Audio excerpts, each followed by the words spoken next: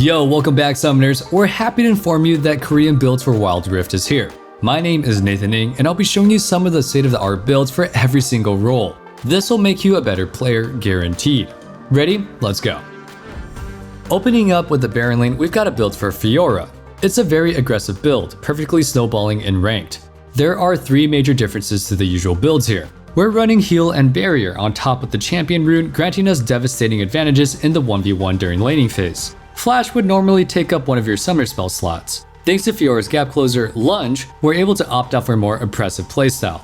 Especially in Wild Rift, you can expect a lot of early jungle interaction. Having barrier as a summoner spell allows you to mitigate some burst damage. Pairing it with Summoner's Heal increases our fighting potential even further, which brings us to our last key difference, the rune Champion. Champion grants us 10% increased damage, but take care. You lose 5% each time until you die with the bonus disappearing. Let's face it though, we're not going to die with that much power, are we?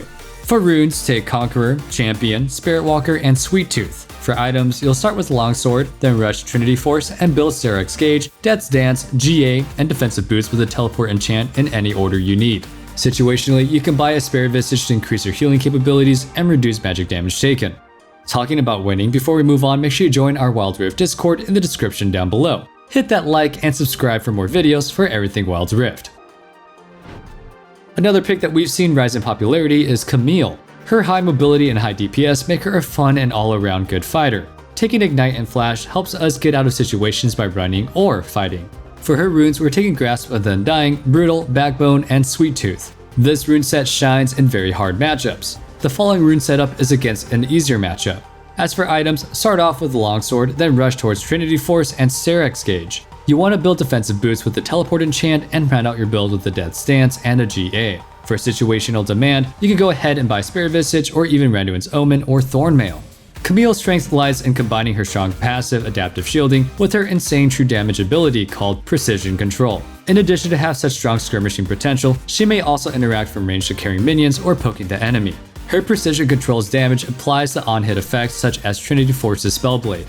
Coupling Trinity Force's Spellblade damage increases with Serap's Gauge, giving your Precision Control insane amounts of damage to players, to turrets, and objectives alike. All items combined grant her a really strong stat line to be more of a durable bruiser that can either be a team fighter or a split pusher. Alright guys, it's time for our question of the day. What is your secret OP build? Let us know in the comments down below.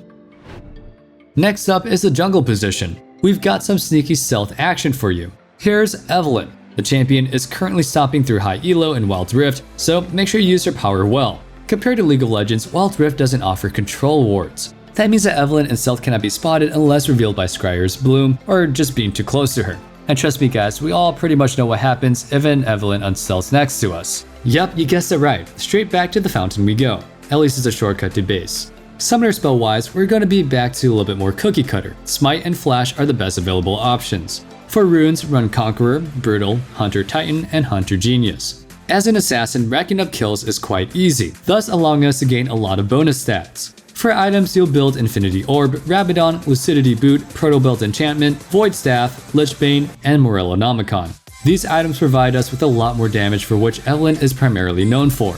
Besides Evelynn, there's another champion haunting players of the Wild Rift, Lee Sin. His high mobility in combination with his high damage showcase how annoying it can be to deal with an enemy Lee Sin. Contrary to League of Legends, Wild Rift's Lee Sin doesn't need wards to safeguard to. He can just hop into thin air and start beating up somebody. This needed mechanic also makes it infinitely easier to pull off an insect. Sonic Wave to a target, dashing onto it, and then safeguarding behind them to kick him into your team. For extra range, you can add Flash to that combo and make yourself look like an absolute machine. For runes, make sure you pick up Conqueror, Brutal, Hunter Titan, and Mastermind. Itemized, you want to start off with a Longsword, rushing into Yumu's, instantly completing defensive boots with the Locket enchantment.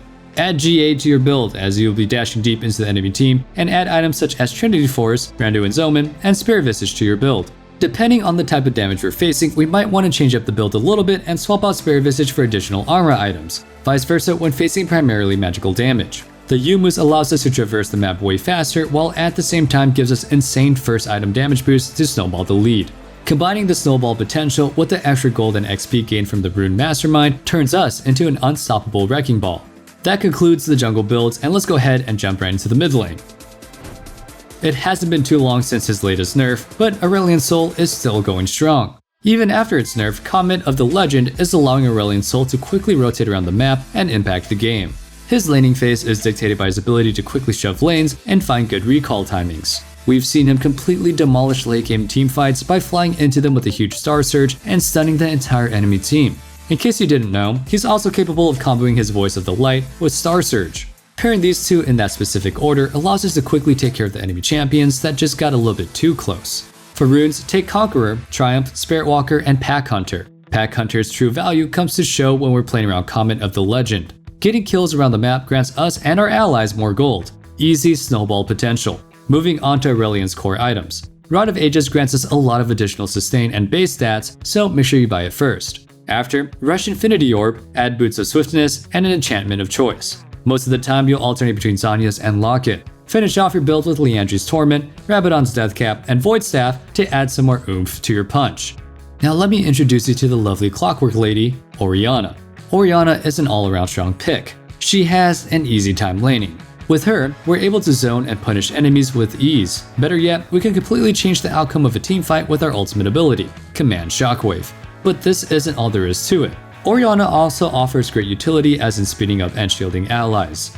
In order to make her an even more obnoxious enemy to face, we're taking Barrier and Flash. For runes, take Conqueror, Brutal, Second Wind, and Hunter Genius. You may consider her a spell-spamming monster, so we're in desperate need of mana.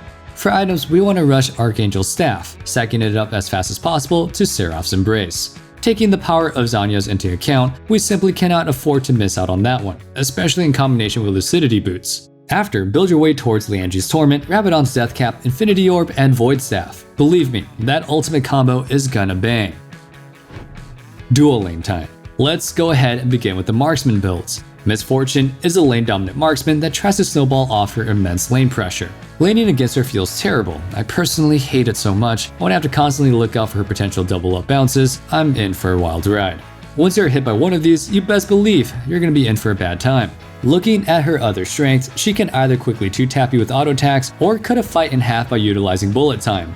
A neat bonus that is mostly forgotten is her bonus movement speed from Strut. Increased movement speed generally means that she's more nimble in and outside of fights in comparison to your other marksmen. Here's what you're going to want to take for runes. You're going to want to take Conqueror, Vampirism, Spirit Walker, and Pack Hunter. Similar to Aurelion's Soul, we're able to quickly rotate around the map and capitalize on that bonus gold from kills. For items, you want to rush Yumu's Ghostblade, Infinity Edge, Gluttonous Grace with the Zhonya's Enchantment, GA, Rapid Fire Cannon, and Mortal Reminder.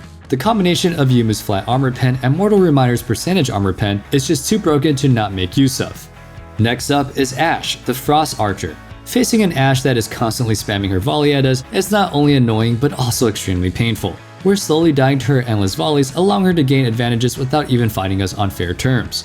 Unrivaled strength comes from her ability to keep the enemies at a distance while poking them down. Moreover, she's also offering a lot of utility to the game. Spotting, slowing, or stunning the enemy are all parts of her kit to make her a well-rounded champion.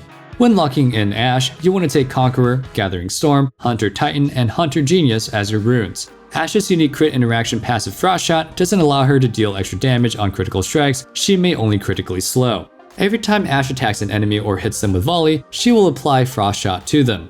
Any percentage of crits she is buying is increasing her auto attack damage to champions affected by Frost Shot. Taking this into account, we're buying Infinity Edge first as it grants us more damage. We are theoretically critting all the time. Next up are Ruinous Hurricane, Gluttonous Greaves with the Locket Enchantment, Blade of the Ruined King, Phantom Dancer, and a GA. Situationally, we can opt away from Phantom Dancer and simply add a Mortal Reminder to pack up some extra punch into heavily armored opponents. Support players, you're the backbone of your team. Thank you. This is for you. Janna takes the starting position here. If you haven't seen insane Janna gameplay yet, brace yourselves for what's to come. By picking Janna, we're often be super mobile on the map, impacting other lanes. Another unique trait to Janna is her ability to keep allies safe and healed up. Thanks to her spells, Howling Gale, Eye of the Storm, and Monsoon, we're able to be the difference that we need to be inside of a fight. Be it disrupting or assisting, Janna is your champion. Summon Aerie will be your go-to on Janna. You want to ideally pair this up with Gathering Storm, Second Wind, and Mana Flow Band. With this, you won't run out of mana anytime soon. Lucidity Boots and Locket Enchant most of the time will go ahead and take your first slot here. It just offers too much value. Combining Harmonic Echo and Arden is also insane, so don't miss out on that. Apart from that, your options are rather diverse. You may go Rabadon's Deathcap, Infinity Orb, or even GA into a lot of assassins to make sure that you're not done for instantly. Last but definitely not least, we got another build for you guys. This time it's for Kangas, Braum, in Wild Rift. Very easily confused because they don't have hair. Braum resembles a place where we seek shelter from danger, and damn, you are right about that one. In addition to his durable base stats, he also holds up a shield that can block all incoming projectiles. So you'll be glad to know it's not called Unbreakable for nothing. Further than offering absolute safety, he also provides very offensive tools. He can slow down the enemy, marking them to be stunned after a few stacks. But there's more to it. Being able to knock up entire enemy teams with this Glacial Fissure is just another neat feature. Want to play Braum now? Gotcha, here's the rundown. For runes, take Font of Life, Weakness, Loyalty, and Pack Hunter. For items, Rush Zeke's Convergence, Protector's Vow, Lucidity Boots with the Locket Enchantment, Dead Man's Plate, Abyssal Mask, and Randuin's Omen. Yet again, depending on what type of damage you're facing off against, you can go ahead and either add or remove items such as Adaptive Helmet, or perhaps even Warmogs if you gain more than 2500 HP with it. With this, we're done with patch 2.1's Korean builds for now. And make sure to check out our Wild Rift Discord in the description down below. Thank you for bearing with me throughout this entire video, as my voice is starting to kind of hurt. But yeah, I appreciate you guys for just being here and just hanging out and just kind of learning more about the game. And with all that being said, stay safe, stay healthy, and have a wonderful day. Peace.